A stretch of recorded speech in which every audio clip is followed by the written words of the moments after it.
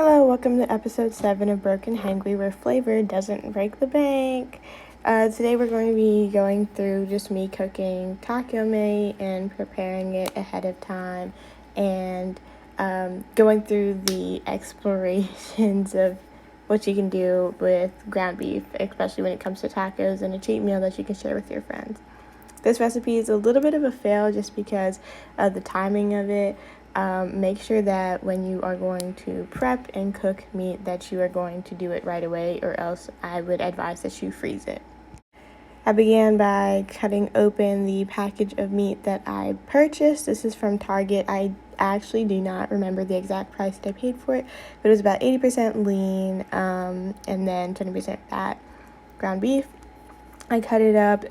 Mine in this video here is still a little bit frozen, so it was a little bit hard to cut up, and I actually was using a plastic knife to cut it, so it did take a little while longer, but I did cut the meat package into smaller sections just to make it a lot easier for it to be seasoned. So now that my meat is all cut up here and it's a little bit easier to season, I'm going to take my Morton's sea salt blend fine mix, and I'm just going to season it. I'm going to add a lot on top. It's going to look like a lot, but I just made sure to add a lot so that when I mixed it in, it was mixed thoroughly and evenly throughout. Then I'm going to add my pepper that I got from Walmart. This is around like 99 cents. Again, it looks like a lot from the top, but once you mix it in all together, it isn't that much. Next, I'm going to add my garlic powder as well on the top, like same thing as the rest.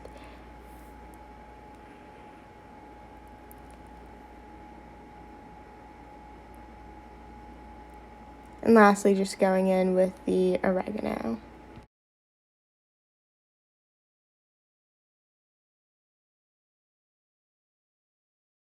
Now that all my seasonings are added into the beef, I'm just going to try to mix it really evenly. I recommend using a bowl and transferring the meat to the bowl when you're going to season it. That way it's a lot easier for you to like mix it and get the seasonings in thoroughly.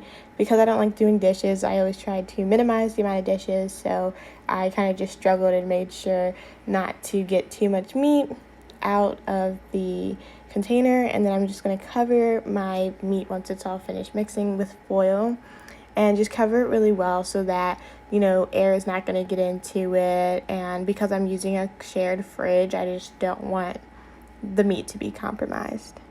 And again, because I'm using a shared fridge, I just labeled it class project, please do not touch. This next part's kind of where everything went wrong, where I waited way too long for me to cook the meat, and so it went bad. However, I'm still going to demonstrate what exactly you do.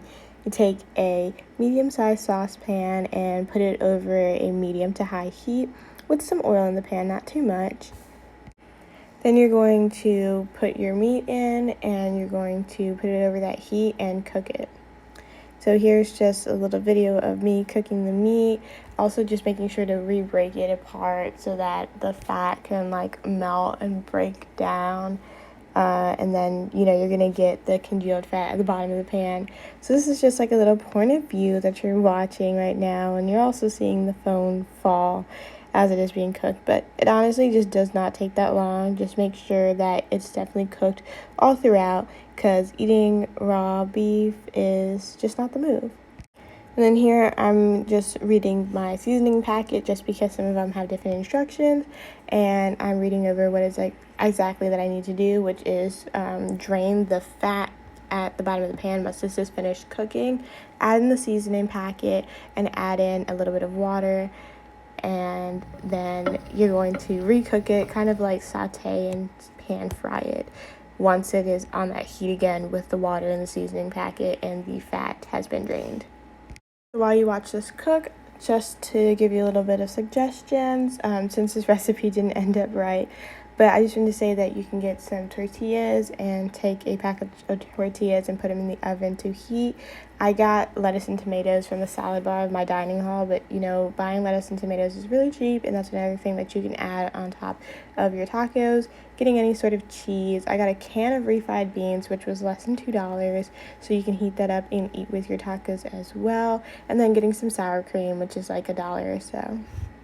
Either way, it's tacos. Get creative, have fun, enjoy it, and yeah. Thank you for tuning in to episode 7 of Broken Hangry, where flavor doesn't break the bank. And like, comment, subscribe, leave any suggestions that you have for any future videos, and have a great day.